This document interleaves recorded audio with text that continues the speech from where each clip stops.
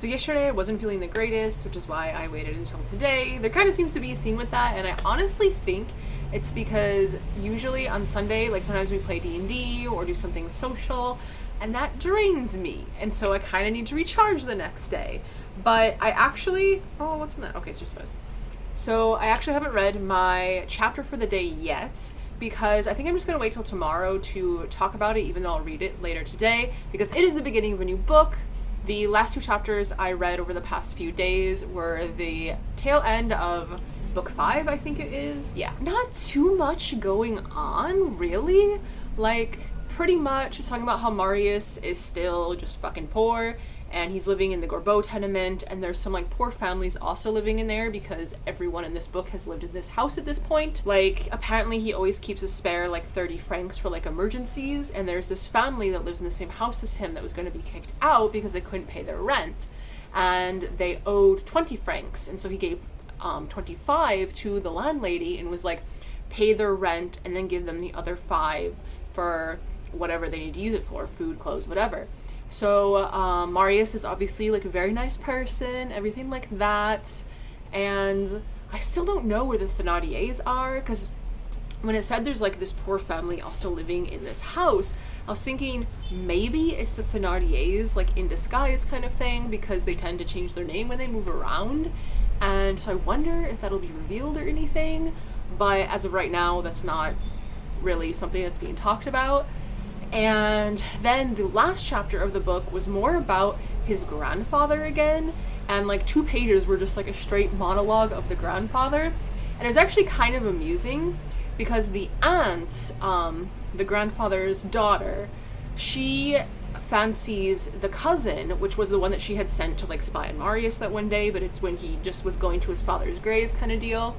And so she's like, okay, he misses Marius, maybe we can use this cousin like to replace Marius kind of deal.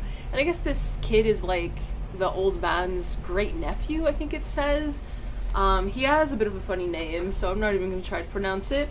So she has him come, and so he is sitting, the great nephew is sitting in the room with the old guy, and the old guy was just reading this newspaper. And so he stands up and starts going on this monologue of like, oh my gosh, like these kids are gonna go talk politics at the like Pantheon, and they don't really know what they're talking about, this, that, like all this basically like vitriol stuff, and just talking down about like that generation and how the older generation is like so much better and everything, etc., etc. And whenever he would pause, the great nephew would agree and be like, yes, you're completely right, etc., etc. And then at the end, the very end, this is the very last sentence of this book, book 5, it says, Monsieur Gillenormand paused on the verge of a gesture, turned, looked hard at the young man, and said, "You're a damned fool." And I thought that was really funny, because he was literally just agreeing with everything the grandpa was saying. And so I don't know if that was like a ruse on the grandfather's part or what, or like a test, like whatever. But I thought that was a cool way to end that book. So I wonder if the grandpa is going to come back into Marius's life at this point. But book 6 is called Conjunction of Two Stars, and chapter 1 is called The Birth of a Nickname. So I don't know if that's going to be a nickname of Marius or what, but literally the first word in that chapter is Marius, so I guess we'll find out pretty fast. And so looks like we're still sticking with Marius for a while, so hopefully we get a few questions answered, but that's where I'm at right now. Like I said, I'll read that chapter later today, and then I will start a discussion about book 6 tomorrow. So today is June 21st, so that means it is the first day of summer, which we've already had 2 heat waves, and it's only just now summer, so that's a bit terrifying. It is the longest day of the year, which means it's probably not going to get dark till like 11 here, because it is like at 10 p.m. it's still just so light outside. And also for France, it is Fête de la Musique, which is basically Make Music Day. And all of France, I at first thought it was just Paris, but I discovered it is not. It is in all of France. Pretty much there's a ton of like open air concerts. Like there's jazz, there's electro, there's house music, there is oriental music, and there's even Japanese drums, which is one of the things we are going to go see. So there's just literally all varieties of music that is going to be happening all over the city. Torti Ori, which is a really good website, like a good resource for if you're in Paris on like what to do, where to go, what to see kind of thing. And they have like a list of a bunch of the places that are participating, and essentially it's like a big party all day and night long here, and like the metro is even running all night long for this event. And so tonight for us, I booked us a place at a Japanese restaurant at Bastille, and right after we eat, there's going to be a Japanese drums performance for an hour at Bastille. So we are going to do that, and then on the way home, Toma will probably head home, but I'm actually going to go to the Tuileries Gardens to listen to some more music. There's supposed to be, it's called it Oriental music, and it said everything from like Lebanese to Morocco. So I'm intrigued to hear that. I basically just want to go chill in the garden and just kind of absorb the music and just have a good time. I've never actually gone out for Fête de la Musique before, and for the past 2 years it was cancelled because of COVID, of course. So this will be my first time experiencing it, actually. So I am happy to go have this new experience and hear music that I've never heard before. Parce que en vrai, tu vois?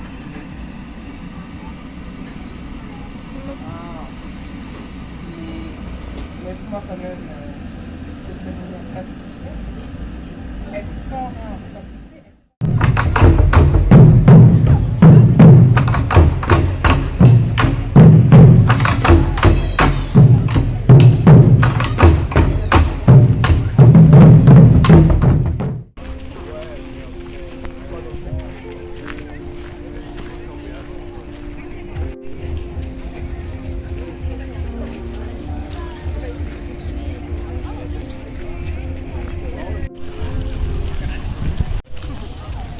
So I'm at the Tuileries Gardens, and there's supposed to be stuff going on here, but I don't see anything. I hear some music over by the Louvre, but it's not over here, and it's not the kind of music that I was supposed to be seeing. So I think I'm just gonna walk a little bit and then head home, because this is not what I was expecting. So as you can see, yesterday didn't quite go according to plan.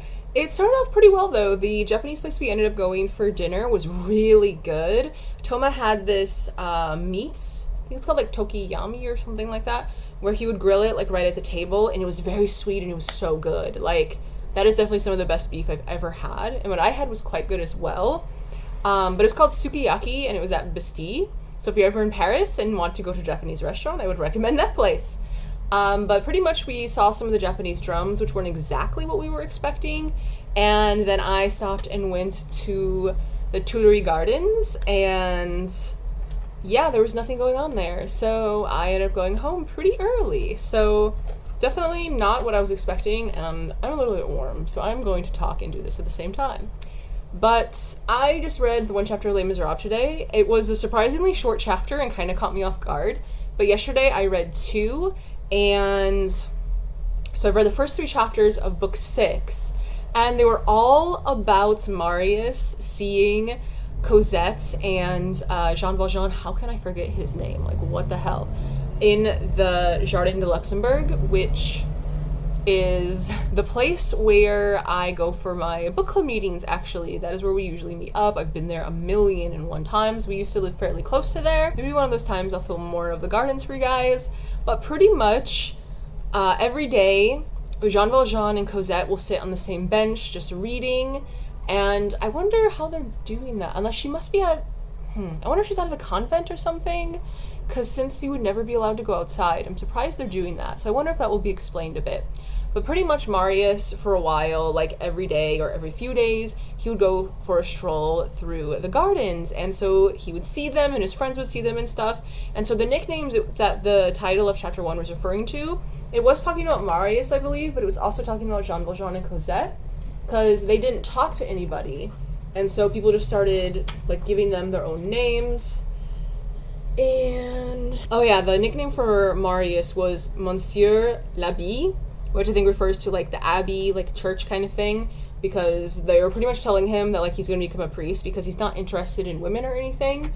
And then they were calling Jean Valjean Monsieur Leblanc because of his white hair, which I think is funny. And Cosette was Mademoiselle Lanoire, which I don't know what the different, or what the relevance of that name is, but I don't really think there kind of is one. And when this first starts happening, and this is where one of the problematic issues of Les Miserables comes into play, Cosette is 14 and Marius is 20, or at least about 20, because I'm not exactly sure where in like the 3 years this takes place, but he is still an adult and she is a child. And so it's kind of like, And then there's a 6 month period where Marius does not go to the Luxembourg Gardens at all. And then he comes back and he sees the old man, but he sees that the woman next to him, at first he thinks it's a different woman because Cosette has hit puberty. So she looks completely different apparently, which I mean, I can understand puberty can hit some people hard, but like they pretty much go from her being and looking like a 12-year-old to her now being this 15-year-old woman.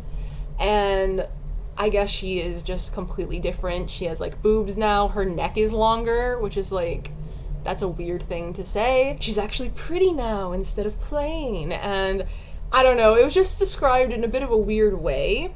But also one thing I noticed, and you've probably noticed too from me describing this, they do not instantly fall in love as they do in the musical and the movie. And which is one thing that has always bothered me about the musical, is it's literally insta love. Like they see each other, boom, love, oh my god. That's not the case here. Like they see each other every day for like a fucking year and don't give a fuck about each other. Until the chapter I just read, pretty much just one day, he's walking by their bench and they make eye contact. And he's now like, oh shit, there's a spark there. And she's all like, oh, kind of thing. So they have a spark between them now, like their eyes connected, they could see something in each other kind of thing. I don't know what the fuck that's about. So I wonder if he's gonna start pining after her now or something, because he's basically like, he goes home after that incident and looks at his clothes and is like, fuck, I look like a hobo. And I started reading the next sentence of the next chapter without realizing it because it was on a different page and it just seemed like a continuation of what we were talking about. And it pretty much said he bought a new suit to go into the park. And it's just like, all right, so it seems like he's going to try to catch her attention now. But I'm not fond of the age difference because it seems to be a 5-year age difference, her being 15, him being 20.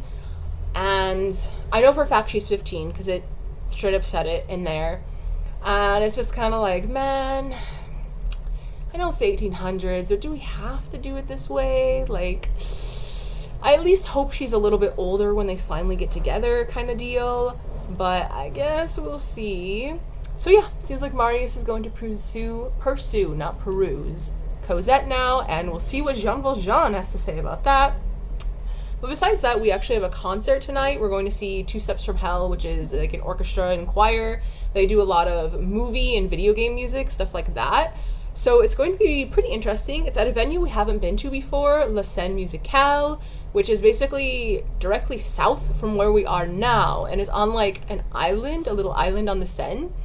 So it's a little annoying to get to, but I'm interested to see what it looks like and how it is as a venue, basically. So I'll see you in a little bit.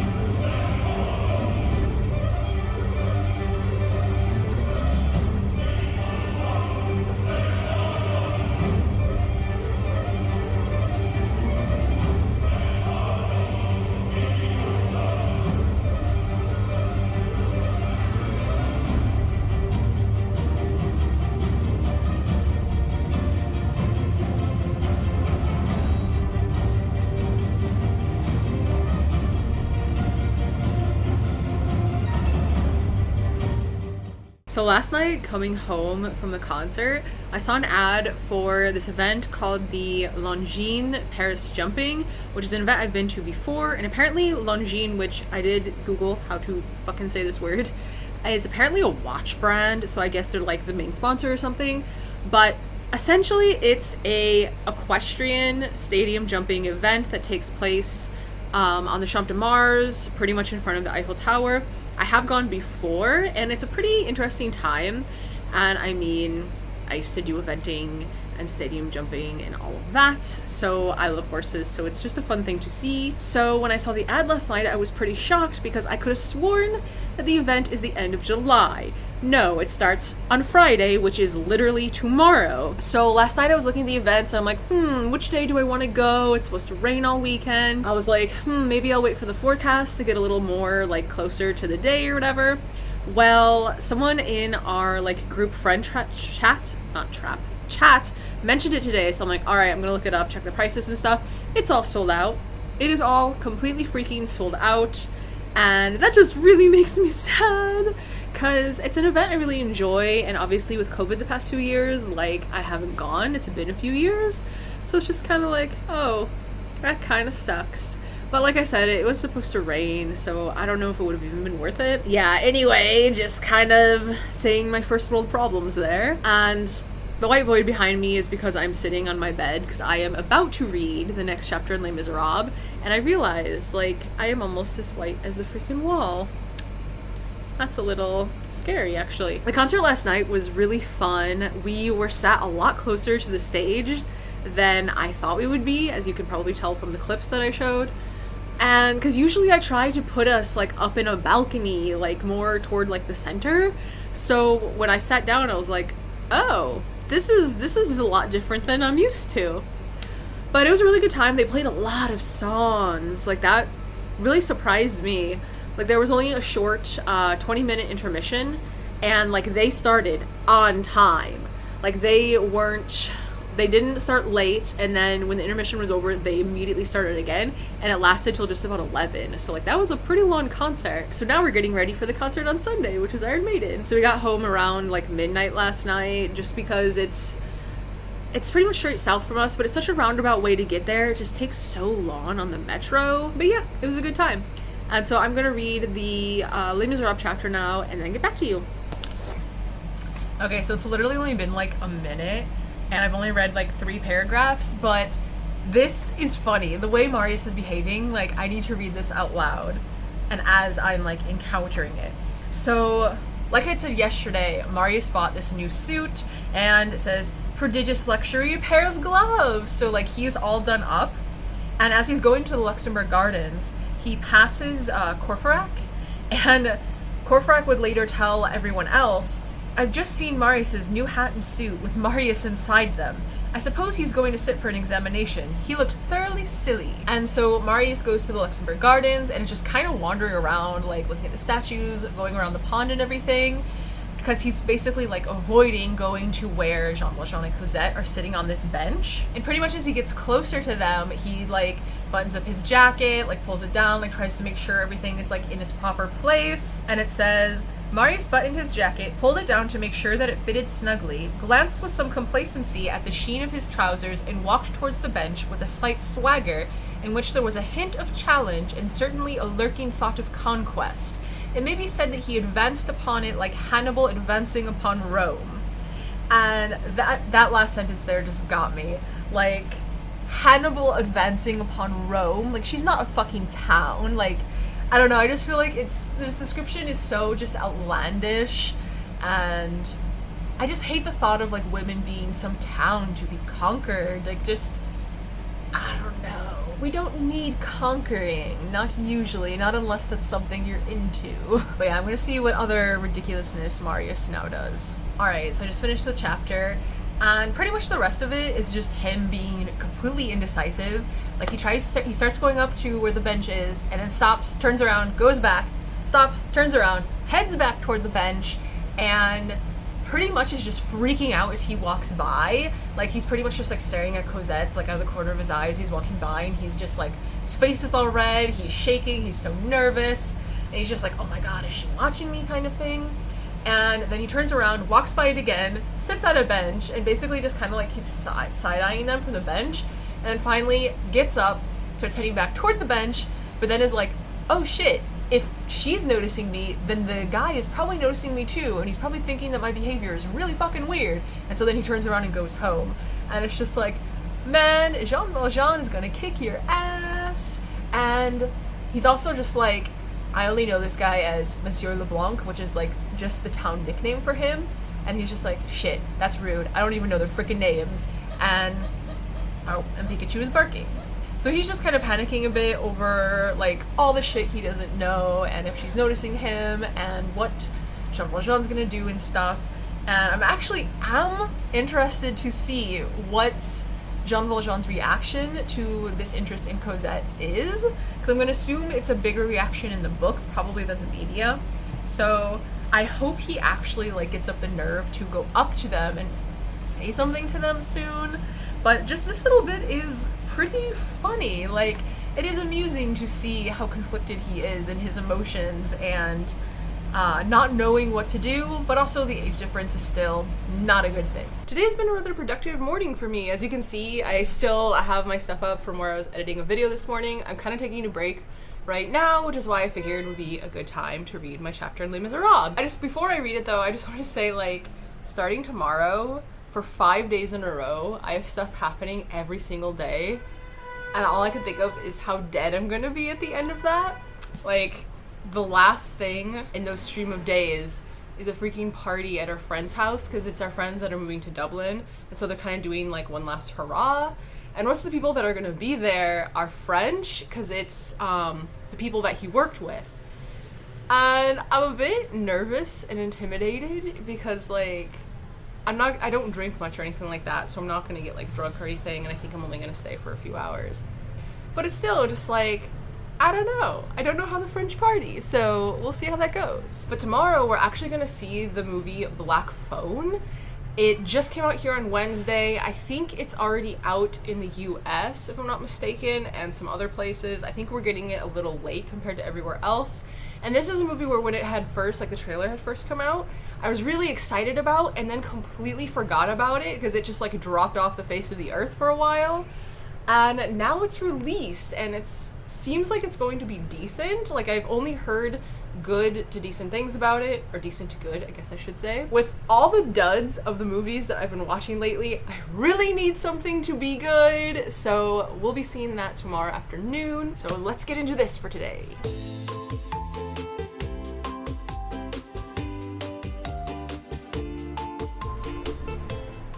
So there's one thing I don't really understand about people, and I feel like we haven't changed much, so I guess I shouldn't be so surprised by it.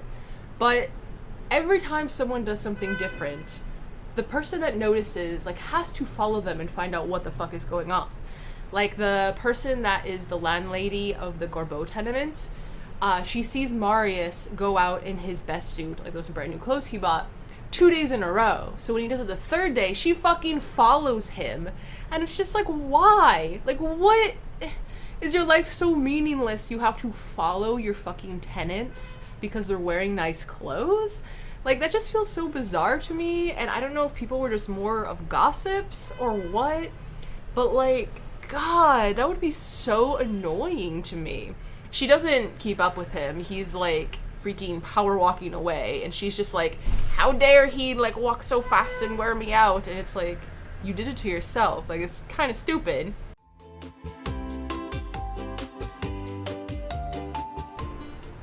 Okay, so this was a short chapter, and pretty much Marius just keeps going to the Luxembourg Gardens every day, sitting on the same bench and just like reading and just kind of trying to keep to himself and be as like inconspicuous as possible. But he does notice that Cosette's eyes, like the look she has, is different from her smile. Like, I think he can see her past kind of like in her eyes kind of thing, and he remarks like how melancholy her eyes seem, but he still hasn't approached them or talked to them or anything. He does his best to pretend to ignore them for the most part. I think I'm gonna read one more chapter since this one was really short. Alright, so finished another chapter, and that one wasn't very long either, but pretty much one of the days that Marius is at the Luxembourg Gardens, Also, the chapter is called Made Captive, which kind of makes it even funnier. Jean Valjean and Cosette, they get up from their bench and actually walk past Marius, and he is like having a freaking aneurysm. Like, he is just like, oh my god, what should I do? And he's opening and closing his book. He doesn't know where to look and everything. And as they pass, Cosette looks at him, and he is fucking smitten. Like, this is where he definitely falls in love with her. And it says, like, he felt as though his head were on fire. Like, he is just head over heels. And after they leave, he is like running around the garden, just like in such a good mood. And he runs into Courfeyrac and like takes him to dinner, takes him to a theater, takes him to lunch the next day, and he's just like chatting away and just so happy. And they definitely notice his change of mood, and the other people around him do as well, and they're just like, whoa, this is serious, like, what is going on? And I'm going to read the last paragraph of this chapter because I think it's pretty funny. It's on page 613. It says, "A woman's gaze is like a mechanical contrivance of a kind that seems harmless but in fact is deadly. We encounter it daily and give no thought to it, to the point indeed of ignoring its existence. We live untroubled lives until suddenly we find that we are caught. The machinery, the gaze, has laid hold of us, snatching at a loose end of thought.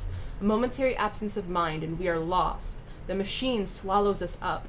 We are in the grip of forces against which we struggle in vain, drawn from cogwheel to cogwheel, from agony to agony and torment to torment. Our mind and spirit, fortune and future, our whole being, and according to whether we have fallen into the clutches of a base creature or a gentle heart, we shall be disfigured by shame or transformed by worship." I thought that was a pretty powerful paragraph. That's pretty interesting. Definitely an interesting point of view from Victor Hugo there. And so that's where I'm going to stop for today. The next chapter is called Confusion over the letter U, which, I mean, in French, I can definitely see that. So I'm kind of interested to see where that chapter takes us. But I really hope that Marius and Cosette at least, like, say something to each other soon. Like, that would be nice. So we'll see if that happens before the end of this book.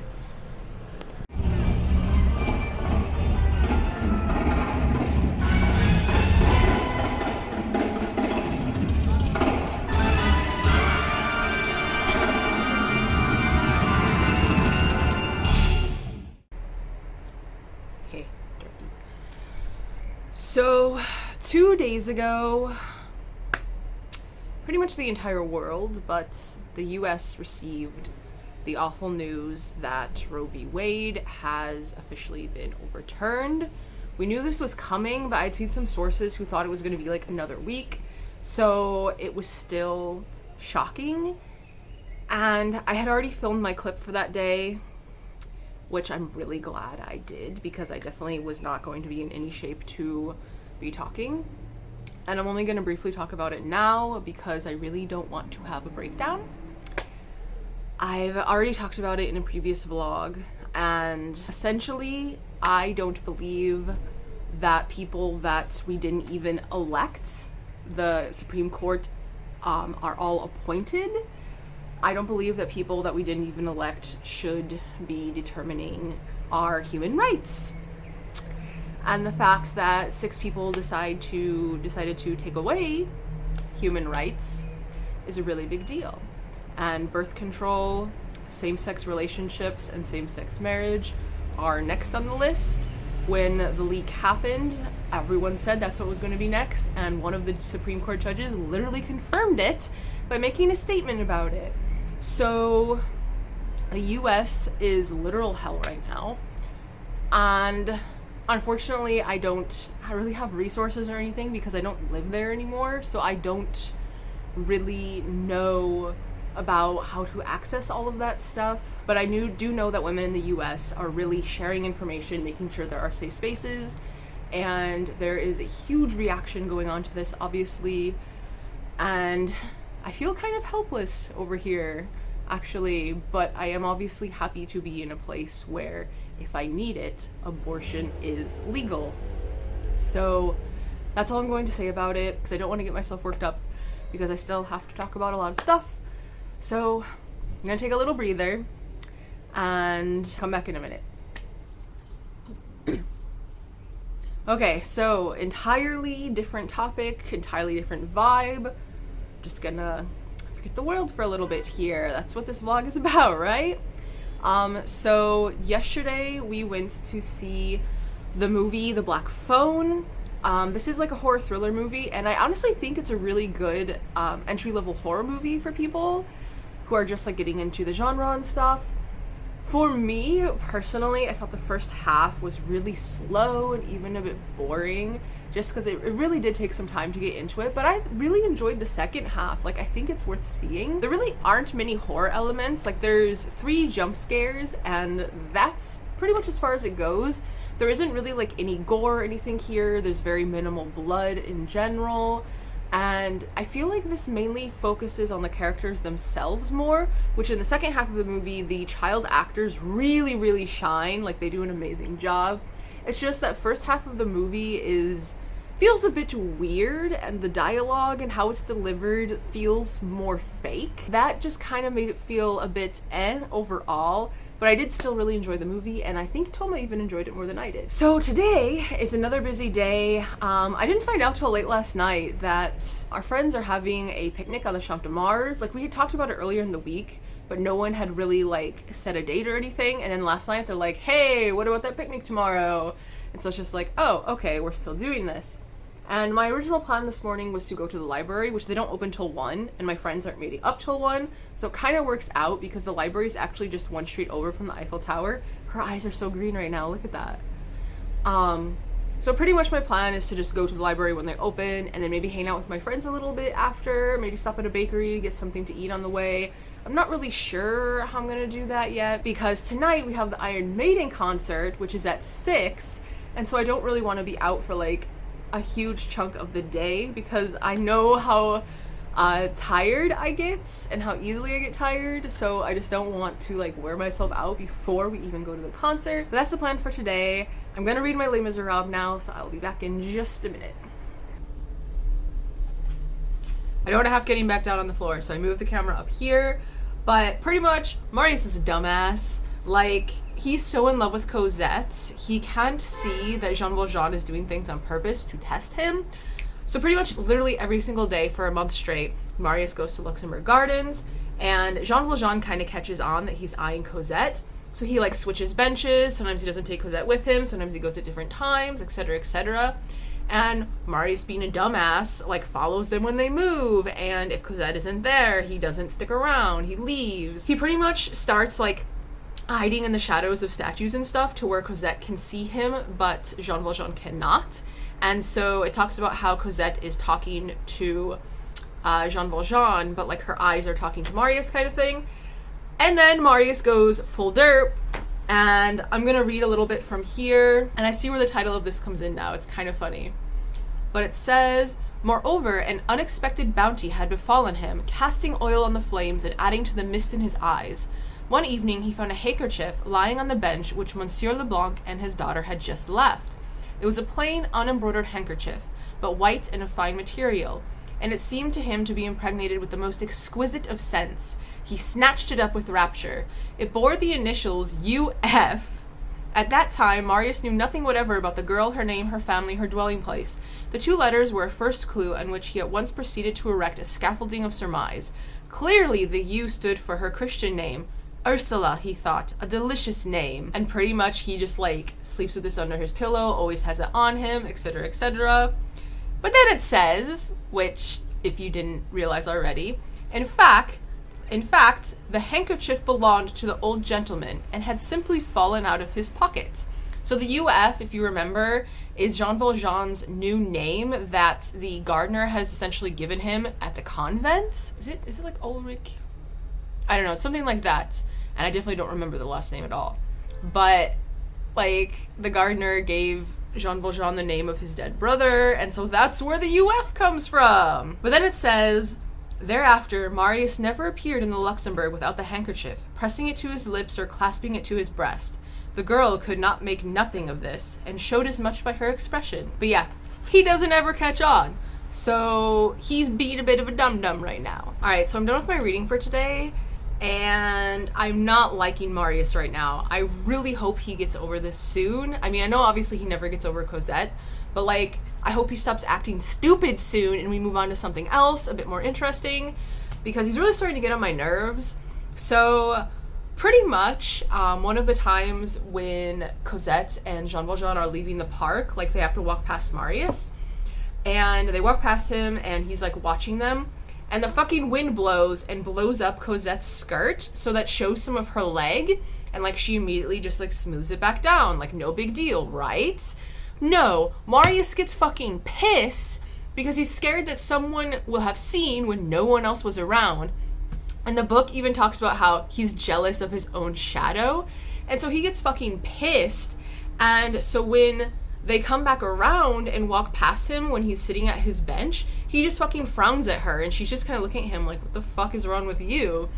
And apparently he was mad for like 3 whole fucking days and considers it like their first quarrel, even though they've never fucking talked to each other, because the fucking wind blew up her dress. Like, come on, dude. I really hope he doesn't act this jealous in other times in the book, because like, I hate that kind of shit. It's so fucking dumb. Like, he saw part of her leg and he's fucking jealous about it. So I kind of forgot today's Saturday, so this will have to be the end of the vlog here. I'll close it out with some of the concert footage from tonight, and I don't know if I'll record some if I go to the Champ de Mars or not. We will see what I have decided. But thank you for hanging out with me. The cats are going crazy. But thank you for hanging out with me. It is always appreciated. And until next time, bonne journée and au revoir, as the cats run into the terrace. Wait, hold on. I lied. Today's not Saturday. Today's Sunday. That is how bad I've been with the days lately. Like, I really, like, just cannot keep it straight the past few weeks. So, since today is Sunday, I will probably use the footage from today to open next week's vlog, so everything will just be ended here. Sorry about that. I am just losing my mind, apparently. But, yes, see you next time.